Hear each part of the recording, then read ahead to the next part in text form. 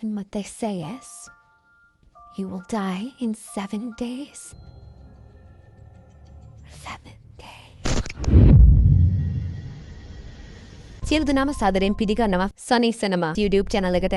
අද අපි බලන්න යන්නේ 2002 වසර දිනිසුත් වුණු The Ring කියන horror movie එක. ජපානයේ ප්‍රසිද්ධ මිත්‍යා කතාවක් තමයි මේ movie එක පාදක කරගෙන තියෙන්නේ. ඉතින් ඔයා horror movies වලට කැමති කෙනෙක් නම් මේ movie එකත් ඔයා අනිවාර්යයෙන්ම බලන්න ඕනම movie එකක් කියලාත් මතක් කරනවා. ඒ වගේම ඔයා තාමත් අපිව subscribe කරලා නැති කෙනෙක් නම් ඔයාට පුළුවන් මේ දැම්ම අපිව subscribe කරලා අපිත් එක්ක එකතු වෙන්න. ඒ අතරෙම තවත් පුංචි වෙලාවක් අරගෙන මේ වීඩියෝ එකට like එකකුත් දාලා ඔයාගේ අදහසත් පහලින් comment එකක් විදියට දාගෙන යමු. එහෙනම් තවත් කතා නැතුව යමු අද වීඩියෝ එකට.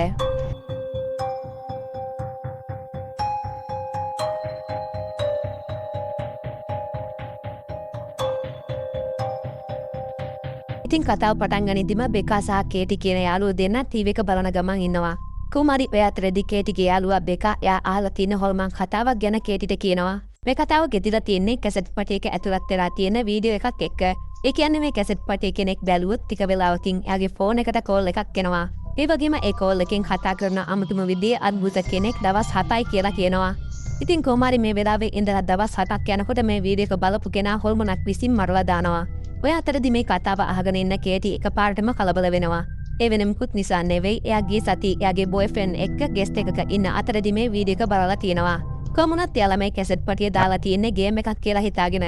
ඒත් ඒ වෙදි මේකෙන් ප්ලේ වෙලා තියෙන්නේ අමුතුම විදිහේ අద్భుත වීඩියෝ ක්ලිප් වගේක්. ඒ වගේම අර එනවා කිප්පු කෝල් එකත් කේටිට මේ වෙලාවේ ඇවිත් තියෙනවා.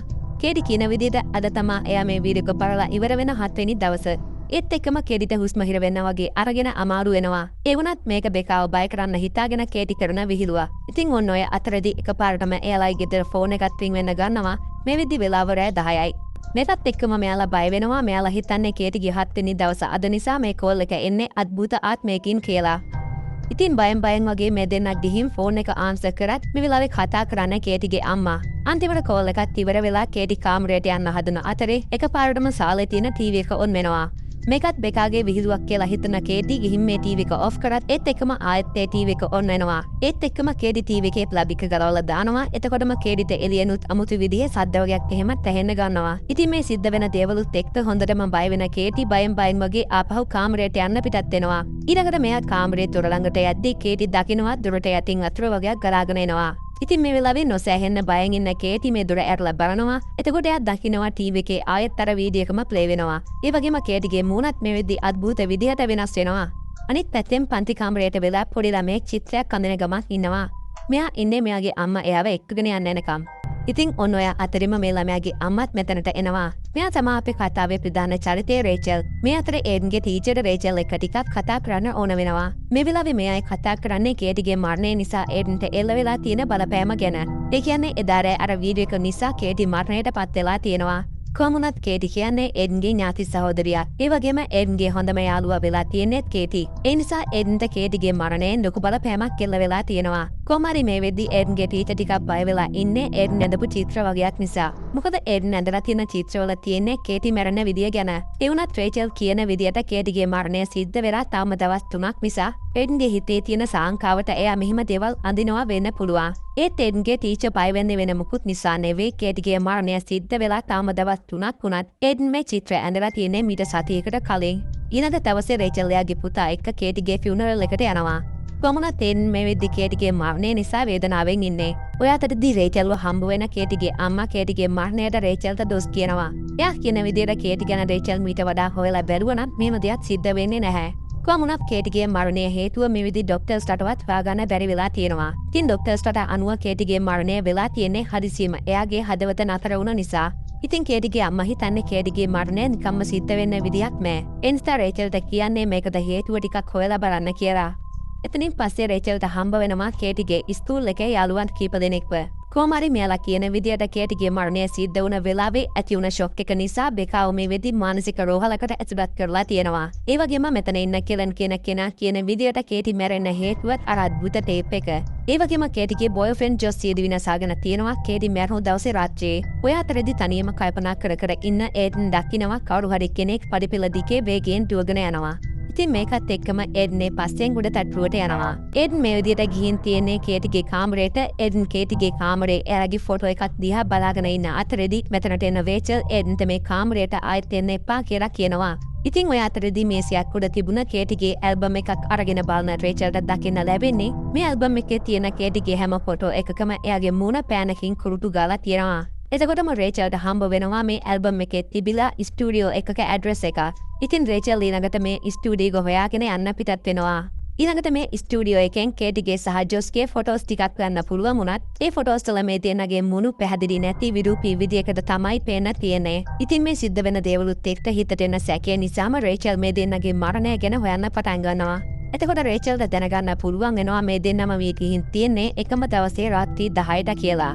කොහොමුණත් වාර්තාකාරිනියක් විදියට වැඩ කරන රේචල්ව එයාගේ බොස් හදන්නේ එයාට හොඳ වාර්තාවක් හොයාගන්න බැරි වුණ නිසා එයාව ජොබ් එකෙන් අයින් කරලා දාන්න. ඒ වුණත් රේචල් බොස්ට කියන්නේ එයා හොඳ කතාවක් හොයන ගමන් ඉන්නේ. ඉක්මනින්ම එයා ඒ වාර්තාව ගෙනත් දෙන්නම් කියලා.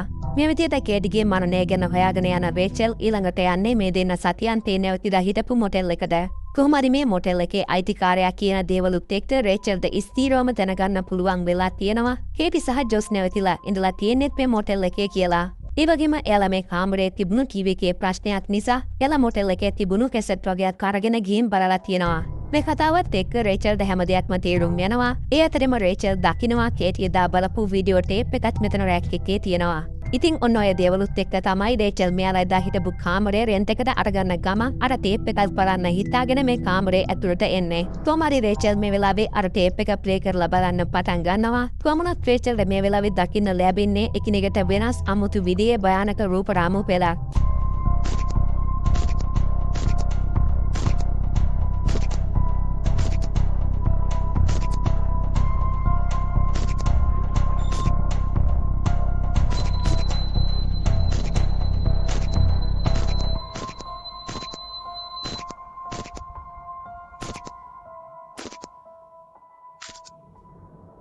මේ විදියට වීඩියෝ එක බලලා ඉවර වෙනවත් එක්කම මේ කාමරේ තියෙන ෆෝන් එක රින් වෙන්න පටන් ගන්නවා. කොහොමුණත් හිතේ බයිකුත් එක්ක රේචල් ෆෝන් එක ආන්සර් කරන අතරේ එහා පැත්තෙන් අමුතුම විදියේ කටහඬකින් දවස් 7යි කියලා කියනවා. කොහොම හරි මේ තමයි රේචල්ගේ දවස් 7න් පළවෙනි දවස. මේ ගැන කල්පනා කර කර ඉන්න රේචල් නෝහක් කියලා කෙනෙකුට කතා කරලා මේ ගැන කියනවා. ඒ වගේම මේ වෙලාවේ නෝහට කේටිගේ බොඳ වුණු ෆොටෝස් ගැප් පෙන්නුවත් නෝහ මේ ගැන විශ්වාස කරන්නේ නැහැ. ඒත් එක්කම රේචල් නෝහගේ අතට කැමරාවක් දීලා එයාගේ ෆොටෝ එකක් ගහන්න කියනවා. ඉතින් මේ වෙලාවේ නෝහ ගහන රේචල්ගේ ෆොටෝ එකෙත් අර විදිහටම මූණ පොඳ වෙලා තමයි තියෙන්නේ. ඒ වුණත් නෝහ කියන්නේ වාගේ කැමරාවේ ප්‍රශ්නයක් නිසා වෙන්න ඇති එහෙම වෙන්නේ දෙක එච්චර හිතන්න එපා කියලා. ඉතින් අවසානයේ වෙන කරන්න දෙපුත් නැති නිසා රේචල්ට සිද්ධ වෙනවා මේ වීඩියෝ එක නෝහටත් පෙන්වන්න.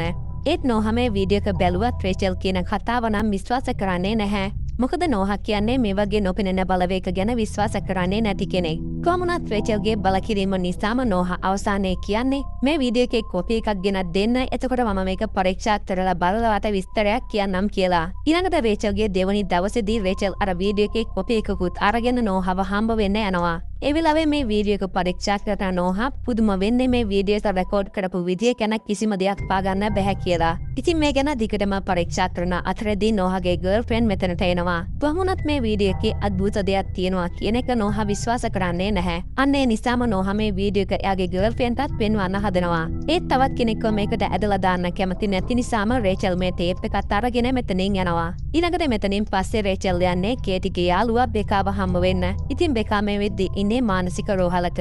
මොකද එදා වෙච්ච සිද්ධියෙන් බෙකාට මානසික ආබාධයක් ඇති වෙලා තියෙනවා. ඉතින් රේචල් මේ විදියට යන්නේ බෙකාගෙන් මේ දේවල් ගැන මොනවාම හරි විස්තරයක් දැනගන්න. කොමාරි කේටිගේ මරණය සිද්ධ වුණ විදිය ගැන රේචල් බෙකාගෙන් අහන අතරේ බෙකා කියන්නේ දවස් 4කින් ඔයාටත් මේ දේවල් දැනගන්න ලැබෙයි. එතකම් ඉවසලා ඉන්න කියලා. එතනින් පස්සේ රේචල් මේ ටේප් එකත් අරගෙන යන්නේ පරණ තාලේ VCR ප්ලේයර් එකක් ළඟට. මේ ප්ලේයර් එකෙන් රේචල්ට පුළුවන් වෙනවා එදා අපහැදිලි වුණු කොටස හරියටම බලා ගන්න. මේ කොටසෙන් පෙන්වන්නේ ප්‍රදීපාගාරයක්. තවත් ටික වෙලාවක් යද්දී රේචල් දකිනවා මේ වීඩියෝ එකේ හැම වෙලාවෙම පේන්න ඉන්න මැස්ස වෙනුවට මේ සැරේ ඉන්නේ ඇත්තම මැස්සෙක්. ඒත් එක්කම මෙතනට එනවා මෙතන වැඩ කරන සේවිකාවක්. ඒ වගේම මේ සේවිකාව දකිනවා මේ වෙද්දී රේචල්ගේ නහයෙන් ලේ ගරනවා. මේකත් එක්කම ටිකක් කලබල වෙන රේචල් අර වීඩියෝ එකෙන් ගත්තු ෆොටෝස් ටිකත් අරගෙන මෙතනින් යන්න පිටත් වෙනවා. මේ අතර මේ ප්‍රදීපාගාරය ගැන විස්තර ටිකක් හොයාගෙන රේචල් පුස්තකාලයට යනවා. ඉතින් ඇත්තටම මේ ප්‍රදීපාගාරය තියෙන තැනට කියන්නේ මොස්කෝව් අයිලන්ඩ් කියලා. මේ ගැන තවදුරටත් ඉන්ටර්නෙට් එකේ හොයන රේචල්ට මේ දූපතේ ජීවත් වුණු පවුලක ෆොටෝ එකක් හොයාගන්න පුළුවන් වෙනවා. ඉතින් ඒත් එක්කම රේචල් දකිනවා අර වීඩියෝ එකේ ඉන්න ගෑනු කෙනත් මේ ෆොටෝ එකේ ඉන්නවා. ඒ වගේම ඒ ගෑනු කෙනාගේ නම තමයි ඇනා මෝගන්. කොහොම වුණත් ඇනා කියන්නේ අශ්වදාවකෙක්. තවත් මේ ගැන විස්තර හොයාගෙන යද්දී රේචල්ට තවත් විශේෂ දෙයක් ගැන හොයාගන්න පුළුවන් වෙනවා. ඒ තමයි ඇනා මෝගන්ගේ ගොවිපලේ හිටපු අශ්වයන් හිටි හැටිම වතුරට පැනලා මැරෙන්න අරගෙන තියෙනවා. ඉතින් මේ සිදුවීමත් අර වීඩියෝ එකේම තිබුණු දෙයක්. ඊළඟට රේචල් ඇනා ගැන විස්තර ටිකක් හොයාගෙන යද්දී දැනගන්න පුළුවන් වෙනවා. ඉටි හැටිම ඇනාට ඇතිවුණු මානසික ප්‍රශ්නයක් නිසා මෙයා කීප සැරයක්ම ජීවිතය නැති කරගන්නත් උත්සාහ කරලා තියෙනවා. මේ නිසා මෙයාව මානසික රෝහලකට අරගෙන ගිහින් තියෙනවා. අනිත් පැත්තෙන් සුපර් මාකට් එකකින් බඩු වගයක් ගන්න ගමන් ඉන්න නෝහා දකිනවා. එතන තියෙන CCTV වීඩියෝ වල එයාගේ මුණ පේන්නෙත් අර විදියට බොඳ වෙලා කියලා. ඉතින් මේ සිද්ධිය නිසා කලබල වෙන නෝහා ඉක්මනින්ම එතනින් යන්න පිටත් වෙනවා. අනිත් පැත්තෙන් කෝල් එකක ඉන්න රේචල්ට එකපාරටම කැස්සක් ඇවිත් එයාගේ කට ඇතුලෙන් අමුතු විදියක නූලක් වගේ දෙයක් එළියට එන්න ගන්නවා. ඊළඟට රේචල් ෆෝන් එකත් අරගෙන ආපහු කෝල් එක ගන්න බලද්දිම එයා දකිනවා එයාගේ ෆෝන් එකෙන් දේ වගේ දෙයක් එළියට එනවා. මේකත් එක්කම හොඳටම බය වෙලා එඩ්න්ගේ කාමරේ පැත්තට එද්දී රේචල් දකිනවා එතන පුටුවක ඉඳගෙන ඉන්න අමුතු විදිහේ අද්භූත ගෑනු කෙනෙක්ව. ඊළඟට හෙමීට රේචල් එතනට යද්දිම මේ හොල්මන එයාගේ අතින් අල්ලගන්නවා. ඒත් එක්කම බය වෙලා කෑ ගහන රේචල් දැනගන්නවා එයා මේ දැකලා තියෙන හීනයක් කියලා. කොහොම වුණත් රේචල්ගේ දවස් 7 එන්නම අඩු වෙන නිසා තමයි එයාට මේ වගේ දේවල් පේන්න ගන්නේ.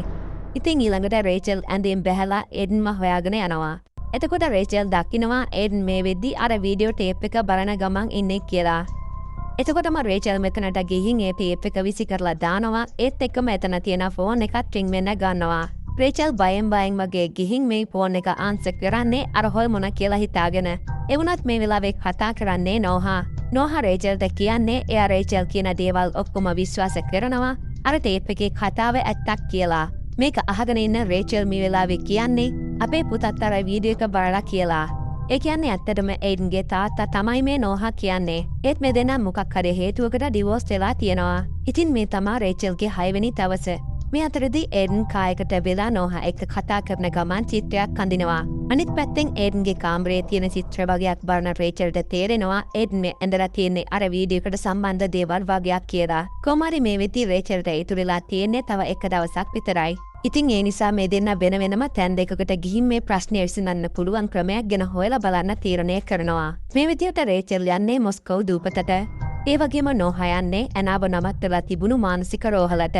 ඊළඟට දූපතට යන අතරදී රේචල් කලින් එකතු කරපු විස්තරයක් බලන ගමක් ඉන්න අතරදී එයා දැනගන්නවා ඇනා මෝගන්ට දුවෙක් ඉඳලා තියෙනවා කියලා. ඒ වුණත් මේ ගැන වෙන කොහෙවත් සඳහනක් නැති නිසා රේචල් ටිකක් මේ ගැන පුදුම වෙනවා. ටික වෙලාවකින් රේචල් දකිනවා මේ නැවේ අරගෙන යන අශ්වයෙක්ව.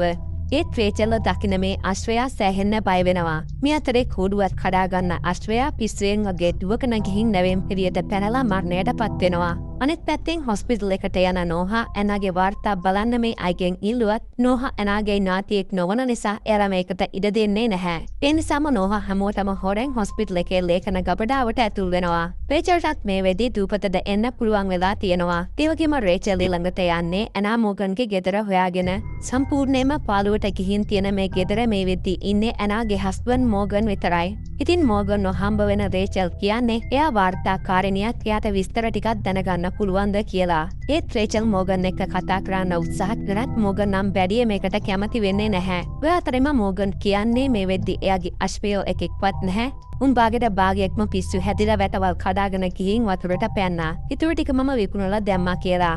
මේ කතාව අතරේදී මෝගන්ට තේරෙනවා රේචල් ඇවිත් ඉන්නේ අශ්වයෝ ගැන හොයන්න නෙවෙයි කියන එක.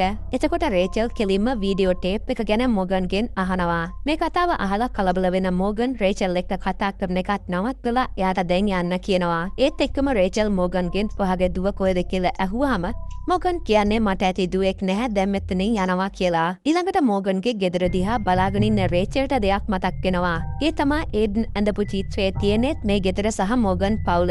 අනිත් පැත්තෙන් ලේඛන ගබඩාවට ඇතුල් වෙන නෝහට පුළුවන් වෙනවා එනාගේ වෛද්‍ය වාර්තා ටික හොයාගන්න. නෝහා මේ වාර්තා ටික කියවන අතරදී මේ ෆයිල් එකේ තිබිලා එක්ස්රේ වගේක් හම්බ වෙනවා. එක්ස්රේ කිව්වට මේ එක්ස්රේ වල ඇඳලා තියෙන්නේ චිත්‍ර වගේක්. ඒත් එක්කම නෝහා දකිනවා මේ ෆයිල් එකේ ලියලා තියෙනවා හොස්පිටල් එකේ තියෙන වීඩියෝ එකක් බලන්න කියලා. ඊළඟට ගෙදරට වෙලා ඒඩන් අමුතු විදිහේ චිත්‍ර වගේක් අඳින ගමන් ඉන්නවා. ඒ වගේම මේ අතරේදී ඒඩන්ට කෝල් එකක් ගන්න රේචල් අහන්නේ ඔයා මේ චිත්‍ර ඇඳේ නිකන් හිතලාද කියලා. එතකොට ඒඩන් කියන්නේ මට පොඩි ගෑනු ළමෙක් මේ චිත්‍ර අඳින්න කිව්වේ. ඒ වගේම එයා තාන්නේ කබඩාවේ ඉන්න අශ්වයන්ට කැමති නැහැ. මොකද අශ්වයන් එයාව මුළු රෑම ඇහැරවලා තියෙන නිසා. ඒත් එයා මේ වෙද්දි ඉන්නේ අඳුරු තැනක හිර වෙලා කියලා. ඒත් එක්කම රේචල්ට තේරෙනවා ඒඩන් මේ කියන්නේ ඇනාගේ දුව ගැන වෙන්න ඇති කියලා. මේ සිද්ධියත් එක්ක රේචල් ඊළඟට යන්නේ මේ දූපතේ තියෙන හොස්පිටල් එකට. එතනදී ඩොක්ටර් ග්‍රැන්සිස්ව හම්බවෙන රේචල් එයාට පේන ඇනාගේ දුව ගැන මෙයාට කියනවා. ඉතින් ඇනා මොගන් කාලෙක ඉඳලා දරුවෙක්ව බලාපොරොත්තුවෙන් ඉඳලා තියෙනවා. ඒත් ඇනාට කවදාවත් දරුවෙක්ව ලැබිලා නැහැ. කොහොම වුණත් එයාලා එක දවසක් ගමනක් ගිහින් ආපහු ඇවිත් තියෙන්නේ සමාරා කියන එයාලගේ දුවත් එක්ක. කොහොම හරි එයාලා හැමෝටම කියලා තියෙන්නේ සමාරා හදාගන්න ගත්තු ළමයෙක් කියලා. ඒ වුණත් එයාව කොහෙන්ද ගෙනාව කියන එක කාටවත්ම මේ වෙනකම් කියලා නැහැ. ඉතින් එතනින් පස්සේ මෙයාලට දරුවෙක් අශ්වයින් වගේ හැම දෙයක්ම තිබුණ නිසා හොඳින් ජීවත් වෙලා තියෙනවා. ඒත් ඇනාට මේ හොස්පිටල් එකට එන්න සිද්ධ වුණාට පස්සේ මේ හැම දෙයක්ම වෙනස් වෙන්න පටන් අරගෙන තියෙනවා. මොකද ඒ වෙද්දි ඇනාට එක එක විදිහේ විකාර දේවල් පේන්න පටන් අරගෙන තියෙනවා. ඒත් විශේෂම දේ තමයි ඇනාට මේ දේවල් වෙලා තියෙන්නේ සමාරා ළඟ ඉන්නකොට විතරයි. ඒ වගේම සමාරා මේ දූපතෙන් ගියාට පස්සේ මේ දූපතේ කරදර හැම දෙයක්ම නැති වෙලා ගිහින් තියෙනවා. ඉතින් කතාවේ අනිත් පැත්තේ නෝහා අර වීඩියෝ ෆයිල් එක හොයාගෙන හොස්පිටල් එක ඇතුළට යනවා. නෝහා එතන වැඩ කරන කෙනෙකුට කියන්නේ එයාගේ නම රිචඩ් මෝගන්. ඒ වගේම එයා තමයි ඇනාගේ තාත්තා කියලා. කොහොමුණත් මේ සේවකයාට තේරෙනවා නෝහා මේ කියන්නේ බොරුවක් කියලා. ඒ වුණත් මේ සේවකයා නෝහාව එතනට එක්කගෙන ගියාම ඒ වීඩියෝ ටේප් එක එතන නැහැ. ඒ වගේම මේ ටේප් එක අරගෙන ගියපු කෙනාගේ නම තියෙන්නේ රිචඩ් මෝගන් කියලා. ඉතින් මේ සිද්ධ වෙන දේවලුත් එක්ක නෝහාට කිසිම දෙයක් හිතාගන්න බෑ. ඒ නිසා නෝහා රේචල්ට මේ දේවල් කියන්න කෝල් එකක් ගන්නවා. ඒත් රේචල් මේ වෙද්දි ෆෝන් එක ආන්සර් කරන්නෙත් නැහැ. අනිත් පැත්තෙන් රේචල් ආපහු යනවා මෝගන්ගේ ගෙදරට. ඒත් මේ වෙද්දි මෝගන්ගේ ගෙදර කවුරුවත් පේන්නත් නැති නිසා රේචල් යාගේ ගේ ඇතුළටම යනවා. එතකොට රේචල් දකිනවා අර වීඩියෝ එකේ තිබුණු කණ්ණාඩිය. ඊළඟට රේචල් දකින්නේ එතන තියෙන ටීවී එක. ඒත් එකම එතන තියෙන බොක්ස් එකක් බලන අතරදී රේචල් දකිනවා ටීවී එක ළඟ තියෙන ප්ලේ එකේ තියෙන ටේප් එක. ඉතින් මේ ටේප් එක තමා නෝහා හොස්පිටල් එකේ මේ වෙද්දිත් හොයන ඒ ටේප් එක. කොහොම හරි රේචල් මේ ටේප් එක ප්ලේ කරලා බලනවා. මේ ටේප් එකේ තියෙන්නේ සමාරව හොස්පිටල් එකට රඳවගෙන ඉන්න දවස්වල රෙකෝඩ් එකක්. මේකේ කියන විදිහට සමාරට කවදාවත් නිින්ද යන්නේ නැති ප්‍රශ්නයක් තිබිලා තියෙනවා. ඒ වගේම මෙතන ඉන්න ડોක්ටර් සමාරගෙන් එක්ස්රේ වල චිත්‍ර ඇඳපු විදිය ගැන අහද්දි සමාරා කියන්නේ මම ඒව ඇඳේ නැහැ මට ඒ දේවල් පෙනුණා. ඒත් එක්ක මේ චිත්‍ර නිකම්ම ඇඳුණා කියලා. ඉතින් ඔය අතරදීම මෝගන් ගෙදරට එනවා. කේත් මේ වීඩියෝ එක බලන ගමන් ඉන්න රේචල් මේ කිසිම දෙයක් දන්නේ නැහැ. ඒත් එක්කම වීඩියෝ එකත් ඉවර වෙනවා. රේචල්ගේ ළඟට එන මෝගන් රේචල්ට ගහලා මේ ප්ලේ එකත් අරගෙන බාත්රූම් එකට යනවා. කොහොම වුණත් මෝගන් හදන්නේ කරන්ට් එක වද්දගෙන සියදිවි නසා ගන්න. මේකට හේතුව විදියට මෝගන් කියන්නේ සමහර හැම වෙලේම එයාට කතා කරනවා ඇහෙන නිසා මේ දේවල් එයාට ඇති වෙලා තියෙන්නේ කියලා. රේචල් මේ වෙලාවේ මෝගන්ගේ මේ දේවල් නවත්තන්න උදව් ඉල්ලුවත් ඒ කිසි දෙයක් ගණන් ගන්නේ නැතුව මෝගන් එයාගේ ජීවිතය නැති කරගන්නවා. මේ වෙලාවෙම නෝහත් මෙතනට එනවා කල්පනා කර කර ඉන්න රේචල්ට මතක් වෙනවා එයාගේ පුතා කියපු දෙයක් එයා දාන්නේ කබඩාවට කැමති උනේ නැහැ කියන එක. මේකත් එක්කම මෙයාලට තේරුම් යනවා මෝගන් සමාරව තියාගෙන ඉන්න ඇත්තේ එතන කියලා.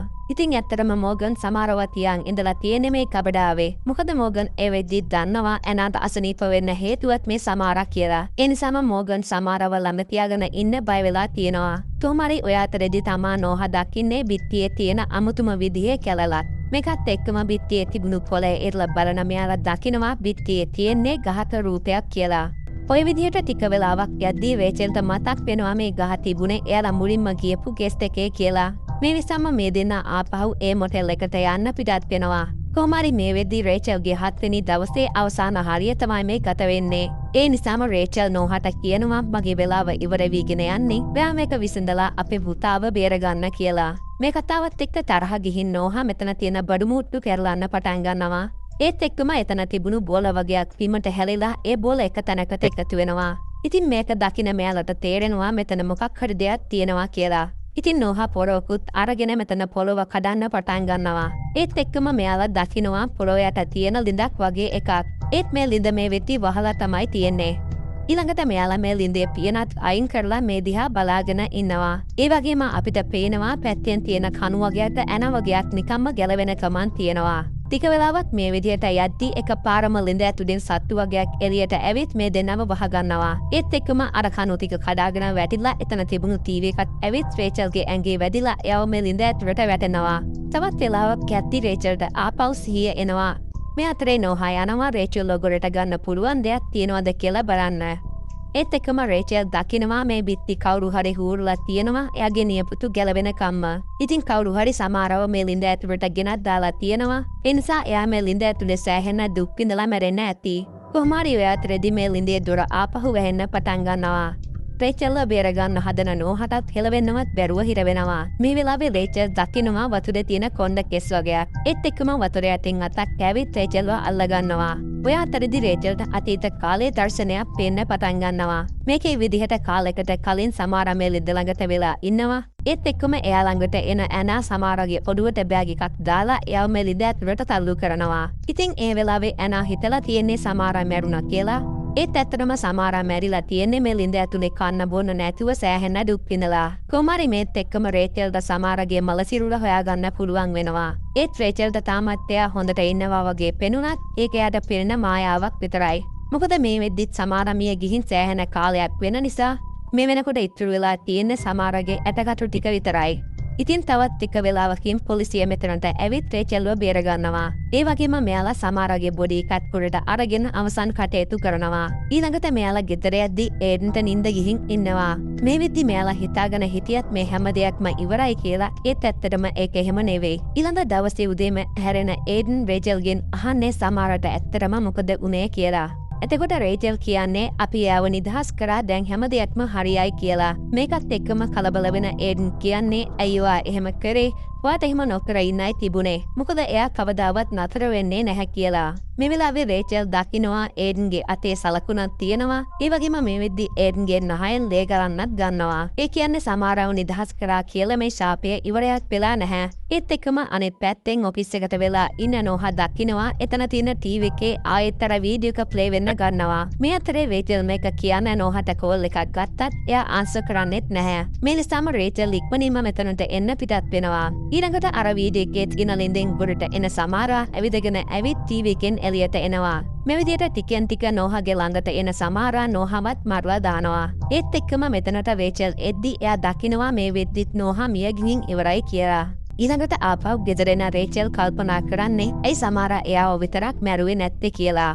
ඉතින් මේකට හේතුව තමයි රේචල් මේ වීඩියෝ එක පිටපත් කරපු එක. කෙනෙක් මේ වීඩියෝ එක පිටපත් කරලා තවත් කෙනෙකුට පෙන්නුවොත් එයාට සමාරගෙන් බේරිලා ඉන්න පුළුවන්. ඒ නිසා රේචල් හදන්නේ ඒඩන්ගේ ජීවිතය බේරගන්න මේ වීඩියෝ එකේ පිටපතක් එයාලව හදලා තවත් කෙනෙකුට පෙන්වන්න. මොකද නැත්තම් ඊළඟට මැරෙන්න වෙන්නේ ඒඩන්ට.